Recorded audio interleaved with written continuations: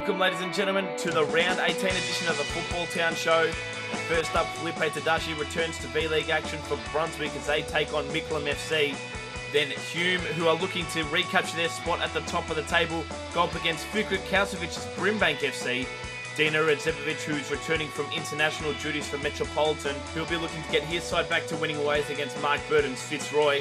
Then Lucas Krul, who has had some indifferent form since transferring to Pascoe Vale, will be up against his former side in Carlton Hart FC. Then in the next game, we see Tanner Korkmaz's Moreland FC look to get a top 4 scalp in Ashburton, led by Robert Armelini in the absence of Matteo Rocca. And in the last clash of the night, bottom-placed FC Essendon will have a lot to contend with as returning Futsalroos Adam Cooper is on the team sheet for the Vic Vipers. But before we move on to the round 18 action, let's take a look at last week's results. Stock standard wins for Micklem, Grimbank, Metropolitan and the Vipers, where the two massive clashes between Fitzroy and Pascoe Vale and Moreland and Hume will have to be played on a later date. The first clash for round 18 saw Micklem FC go up against CF Brunswick. The winner of this would surely creep closer to safety in the top 8 position, although Micklem needed it a lot more, and they showed their intent. Iggy Filipovic hitting the underside of the crossbar there. In the next run of play, Roos Roslin set in a delightful through ball to Josh Slovacek, but he couldn't finish from close range. So Roslin had to go alone on his own, and wasn't he happy with that effort? Possibly one of the goals of the week was twisting and turning into the delightful finish into the top right corner. Then just before the halftime break, captain of the Bloods, Antonis Apostolakis, doubled his side's lead with a close range finish to give Brunswick the momentum going into the second half. A big strike from Lockie Campbell couldn't reduce the deficit, hitting the inside of the post. Moments later, Micklem's prayers were answered as Vlado Zoric latched onto a well-weighted Iggy Filipovic pass and he slotted through Chembas's legs. Finally, registering on the scoreboard, Micklem felt like they were in the game and their confidence lifted instantly, Iggy Filipovic levelling the scores at 2 goals apiece. Micklem's veteran striker Vlado Zoric was having a very influential second half as he got his second of the game, and soon Micklem were in the lead at 3-2. Micklem's confidence was so high that Iggy Filipovic tried an audacious strike in his own half. Vlado Zoric stuck to what he knew, and that was striking from close range and finishing from close range, getting his third of the game. Vlado Zoric could not be stopped, setting up Iggy Filipovic for his second goal. There was no looking back for Micklem as they were well on their way to the 3 points, Filipovic also joining Zoric on a hat-trick. After Roos Roslin was taken down in the D, Felipe Tadashi converted the resulting penalty, but that was a mere consolation goal as Micklem, still led by 3 goals, further extended to 4 after Lubomir Arakovic scored on his return to V-League action. Now you're just 1 point behind 8th position and 2 points behind 7th. There's a big chance Micklem can stay in the league. Oh, well, we fight well. This is a match where we have to step in and, boys stay focused all game. We were losing 2-0, lucky we come back, so yeah, we take the 3 points. The next game on the card saw Grimbank FC go up against Hume.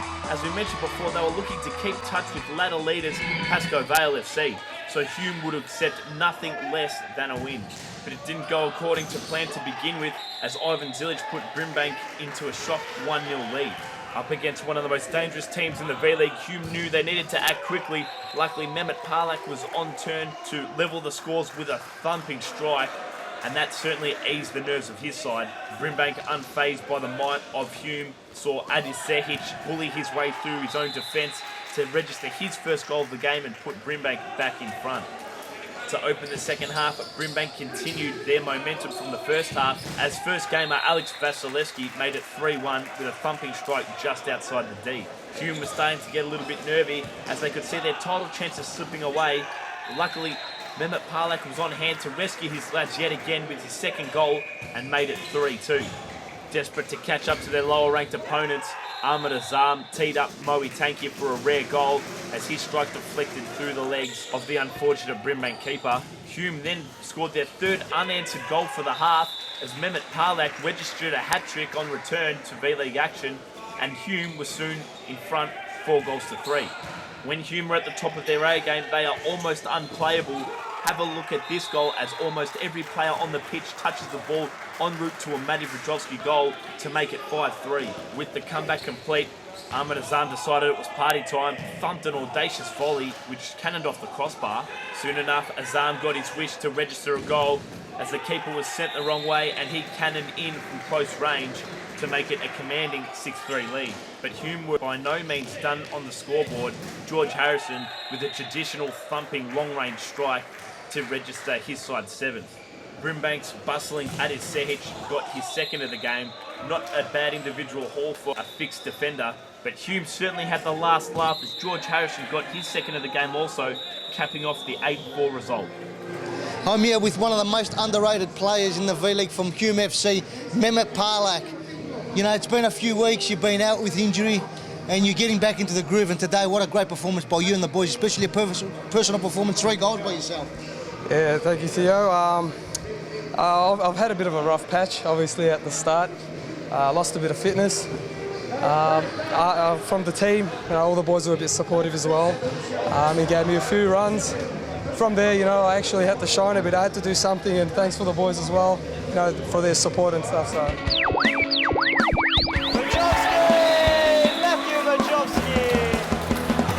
What a cracker of a goal. Reads the play, keeps the ball in down the line, cuts inside, beats the player. Simsek Ockel with a big save. Player Sonny Valaro completes his hat-trick. What a debut it's been. That's game over. Dahani, lovely finish. Sam Dahani cracks one back for Moreland. Great save by Lorenzo De Paris again. That's a fine bit of play. Hi, I'm Alicia. You're watching the Futbol Town Show. Go Futsal!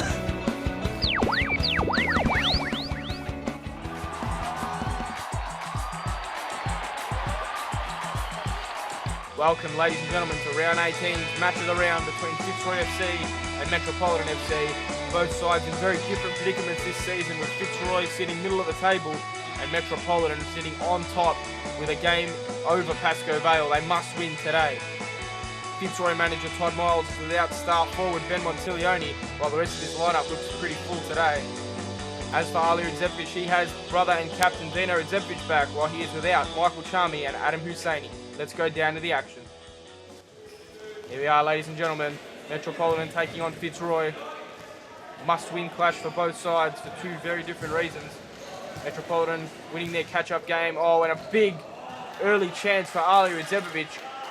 Got in behind his runner. Kobo played a great ball and Alia had it saved. As I was saying earlier, Metropolitan winning their catch-up game against Ashburton 9-4 quite comfortably in the end. Took them briefly back to the top of the table before Pascoe Vale played as Altuntas whipped a shot as he ran away there from Stevanovic, who didn't follow his runner. Good ball by De Moraes too. Here's Mark Burton. Fitzroy having an up and down season so far. Their youth perhaps getting the better of them at times. Here is Alistair Dunlop. Brilliant strike from Dunlop, brought it down well, and Stevanovic caught out again. Good save there by Timmins. As we said earlier, Fitzroy, they have won some big games this season, but lost some that perhaps they shouldn't have. Their youth getting the better of them at times. Here as Ali Radzevich plays it across. Alex Kobo, he'll come inside and have a strike, which he just pulled wide. A little too easy for him there to come inside. And had he hit the target, it would have been 1-0. Now Fernando De Moraes has had such a big impact on this Fitzroy side. Burton. Wide to Fusca. Fusca now has a strike. It falls to Mark Burton. And Timmins comes up big again, saving Metropolitan. Kobo doing really well out wide. 10 assists so far this season for Alex Kobo between Essendon and Metropolitan. Ali Radzevich pinches it here from Mark Burton. And now Kobo right across. And Ali Radzevich opens the scoring. That's his 31st of the season. And Alex Kobo with another assist. Brilliant ball across, inch perfect, and Alia will not miss in the D. 1-0.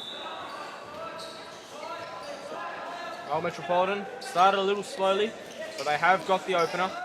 De Moraes with a flick down the line. Joe Montiglione. First game he'll play this season without his brother. And now Ali Radzepovic to Alia Karic. And it's going to be Ali Radzepovic again. So clinical inside the D. He's off the ball running, so crucial too. And it's 2-0 now to Metropolitan through their manager and their leading goal scorer. 32 now that takes him to. 32 goals in not even 18 rounds from Ali Radzepovic. What a season he's having. And here he goes again. He's right up there in the league's elite. And now Radzepovic plays it across. And now brother Dino gets on the score sheet. Lazy defending from Fitzroy. And Dino Radzepovic unmarked inside. And it's 3-0 now. Well, 3-0 and we're back from a timeout. Fitzroy looked rattled. Kobo, long ball cut out by De Moraes. As we have 4 minutes remaining in this first half. Stevanovic now right across. Oh, and Zilis coming across with a big save. Otherwise, Dino Radzepovic would have made it 4-0. More lazy defending from Fitzroy. Burton bringing it across. Now De Moraes. They have gone out of these situations before, and De Moraes looks like it struck the arm of Stevanovic, and Rabotis calls it. Evan Rabotis picking out the handball, and it's definitely inside, and definitely a handball by the looks of things. Fernando's shot, yeah, off both arms by the looks of it. Stevanovic definitely not happy as Fernando De Moraes waltzes in and makes it 3-1. And Fitzroy have their way back into the game. Fernando De Moraes putting away the penalty. So 3 minutes remaining now. Burton, can they pull one more back before half time? Now Alistair Dunlop, great save by Timmins. Made himself big there, and Burton found Dunlop in a lot of space. Only 5 seconds left now. Burton, last chance. Joe Montiglione as his header floats just wide. And that'll be half time, ladies and gentlemen. 3-1 to Metropolitan. Stay tuned.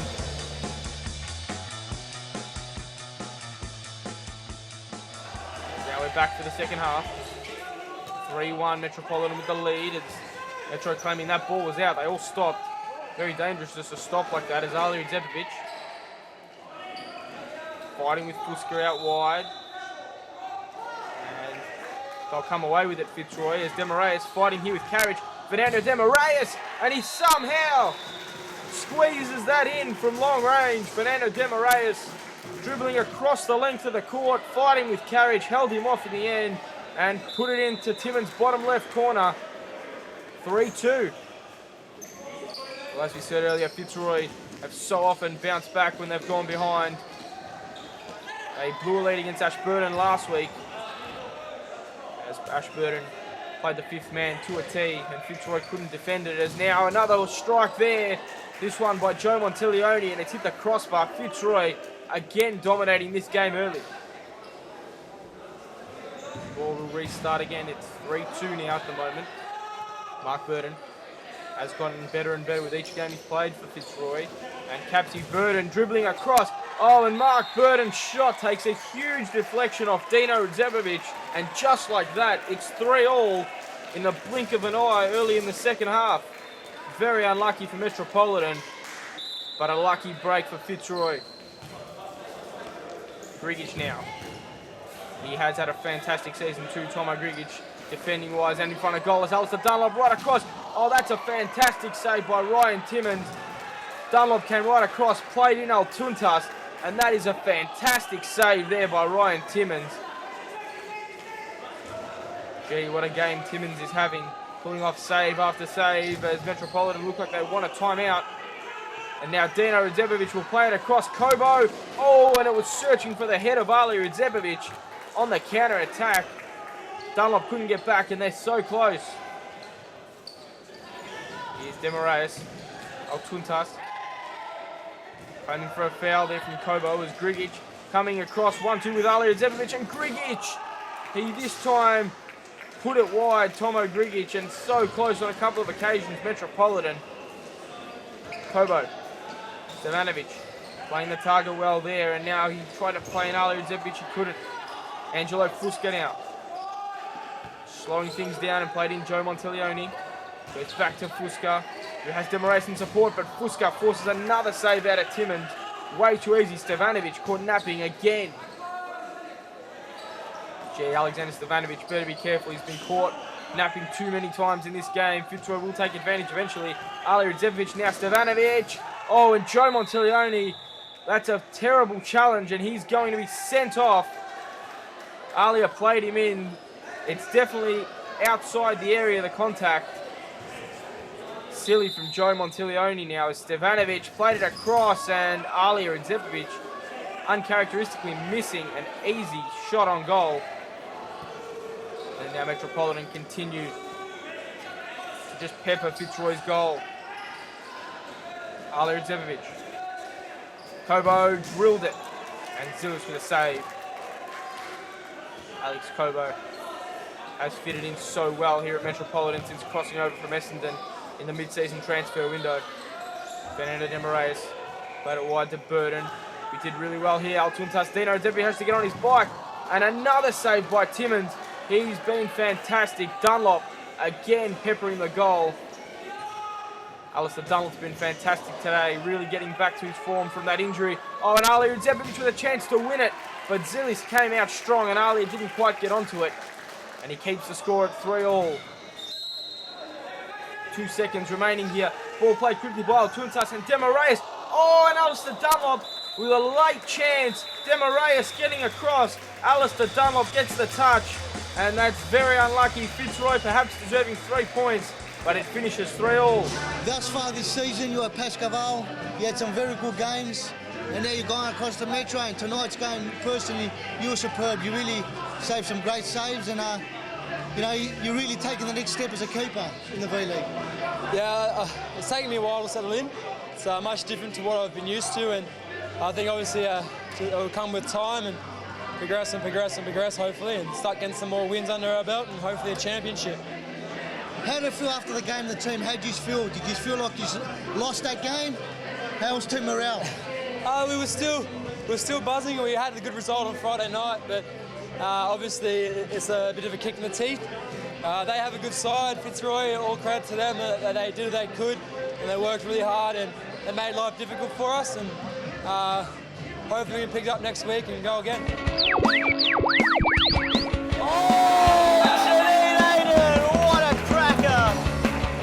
Absolute stunner down the line. Hurling effort there from his arm. Kept out by Quaffo. That's a brilliant goal. What an introduction. He's only on the pitch for about 10 seconds. And he flicked it through the legs of John Italia. Ben Montiglione dinks it over Jimmy Brennan, and it's 3-0. Lovely save by Digby. Hi, I'm Ruby. You're watching the Football Town Show. Go Futsal! Welcome back to the Round 18 edition of the Football Town Show, ladies and gents, where we wrap up the final clashes of the night. The next game following that brilliant match of the round was FC Carlton taking on Pascoe Vale FC, desperate to keep Metropolitan and Hume at bay, and they got off to the start they were after as captain Andre Caro scored an absolute blinder from the right sideline. In almost identical position to his first goal, Caro just missed out on the second, hitting the upright. Luckily from the resulting corner, Mauricio Novak got Pascoe Vale second to give his side a bit of breathing space over Carlton. Midway through the first half, the Hearts got their first genuine shot on goal from Sinead Aiden's long-range strike, but that hit the top of the crossbar. From that miss, Pascoe Vale were able to counter-attack quickly, and Andre Caro caused more damage from that right sideline to give Pascoe Vale a 3-0 lead at the break. To open the second period of play, Pascoe Vale inflicted more pain on the Hearts as Mauricio Novak snuck through the legs to poke in at the back post. It was the Brazilian's second goal of the game, and he was fast putting his hand up for man of the match honours. It seemed too little too late by the time Hart captain Sinead Aiden registered his side's first goal. Minutes later, when they were awarded a free kick, converted, by Charbon Rajab, it made for quite the interesting finish with minutes left on the clock. But as always, Pascoe Vale shut the game down. Like the seasoned professionals they are, Mauricio Novak grabbed 3 in the 5-2 win. Of course. I think Carlton have our respect, and we'll be having our respect for forever. I think they've been playing really well, and we have a really tough game. And congratulations from me and the boys. We could win. It was a good game, and that's it. The next game on the card saw quite a mismatch take to the pitch as 4th place Ashburton went up against flailing Moreland FC, who was sitting in second last position. Although they were missing some key players, Ashburton still had a lot of quality on the park. Moe Mata getting Ashburton's first of the game. His soon-turned provider setting up strike partner Richie Ferguson, and it was soon 2-0 in a matter of minutes. Ferguson, who had been ruled out through injury for the majority of the season, was finding some form as he got his second, just as though it looked that Moreland were going to have no way to get into the game. A swift counter-attack led by Andrew LePage paved the way for Ivan Franich to make it 3-1. Then it was soon game on as LePage got a goal for himself. 3-2 was the margin, but there was no holding back Ashburton as new Italian signing for the Green Machine, David Acovisi, set up Robert Armelini for his first of the game. Then Armelini returned the favour to Acovisi as he got his first goal in V-League action. Moreland, though, wouldn't lay down without a fight, Franich grabbing his second of the half with a brilliant long-range strike. Moe Mata proving his worth in the absence of key players. He got his third of the half. Armelini proving too hot to handle. A swift 1-2 with man of the moment Mata. Ashburton were leading 9-3 at the break. Franich continued his hot form in front of goal, registering his 4th of the game, proving one of Moreland's better performers of the day. The clear standout for mine for man of the match was Armelini, finding himself constantly amongst the goals. Just as it looked, the Italian was going to get his 4th of the game. A brilliant save from Darren Saban, cannon off the post, but fell to Richie Ferguson, who headed in. Every time Moe Mata got within range, it seemed that he could make no mistake, scoring his 4th of the game. With time ticking away and the result all but going Ashburton's way, Andrew LePage could only manage a mere consolation goal. And wouldn't you know it, Armelini involved in yet another Ashburton attacking move, setting up David Acovisi. But there was a minor win on the pitch for Moreland today as Ivan Franich top scored on the pitch with 5. Great win by the boys. After a disappointing loss to Metro, you were comprehensively beaten by Metro, and to back it up today must be very pleasing, comfortably beating Moreland. Yeah, I'm happy with the performance of the boys. Disappointing result last week and everyone had to lift, and happy we did that. Everyone put in effort. Final clash for round 18 saw the Vic Vipers in 5th position go up against bottom-placed FC Essendon, who had only managed 1 win for the entire season. The Vipers were full of confidence as they welcomed back Futsalroos Adam Cooper to the lineup. Jason Barrientos, the beneficiary of that confidence, getting the first of the game. Miguel Barrigos teed up Adam Cooper for his first goal in a matter of months in the V-League. You could tell by the smile on Cooper's face he was happy to be back. Miguel Barrigos soon made it 3-0 after a deflected strike off Chad Kirikichi made sure that the Vipers were in a commanding lead. And a swift 1-2 by the 2 youngsters Gabby Lucena and Josh Pulverenti showed that the Vipers' youth were coming along in leaps and bounds. Miguel Barrigos and Jason Barrientos linked up yet again for another Vipers goal. Barrientos, though, getting the final touch. And Adam Cooper's influence in this Viper squad was clearly recognisable, with a run from defence setting up Jason Barrientos for his 3rd. And before the half would end, captain Jonathan Barrientos also got on the score sheet to make it 7-0 at the break.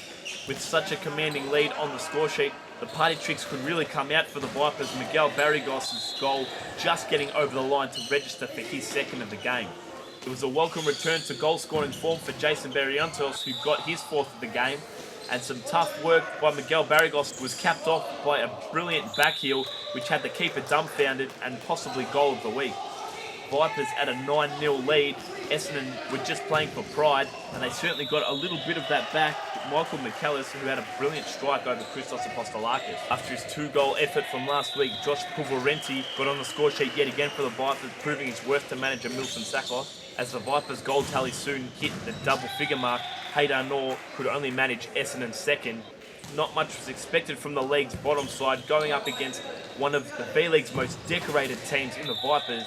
Jason Barrientos getting his 5th of the game, as he was clearly going to be the man of the match.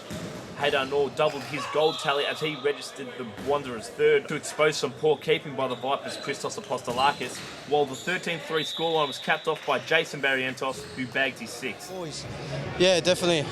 We definitely need the points, so they've been pretty hard to come by for the last few weeks, so these last two games have really boosted us up, and we really needed those points, so it's good.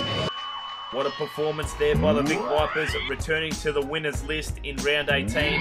As we take a look at all of the results, there were comfortable wins for Mickleham and Hume, while Fitzroy and Metropolitan played out a thrilling 3-3 draw. Pascoe Vale were too good for Carlton as Lucas Kuhl took on his old side, and Ashburton and the Vipers had thumping wins over their respective opponents. The round 18 ladder looks as follows. Metropolitan are still on top, although Pascoe Vale have a game in hand while sitting a point below. Hume and Ashburton round out the top four, while the relegation battle really heats up, as from 7th to 10th can all change positions, only separated by a mere 3 points. Taking a look at the top goal scorers now, for the first time this season there has been no change from positions 1 to 5, as Adam Alisevic still leads from Tomo Grigic, Ali Redzepovic from Metropolitan, Sofian Sufi and Hume's young starlet Matty Vrajovski. Taking a look at the round 19 fixture, the three clashes not to miss for my money are Mickleham FC Essendon. Can Essendon register their second amount of points for the season? Ashburton and Grimbank, and the Vic Vipers and Hume. So ladies and gents, get down here to Futsalroos, 407 Victoria Street, Brunswick on a Sunday. As always, thanks for joining us.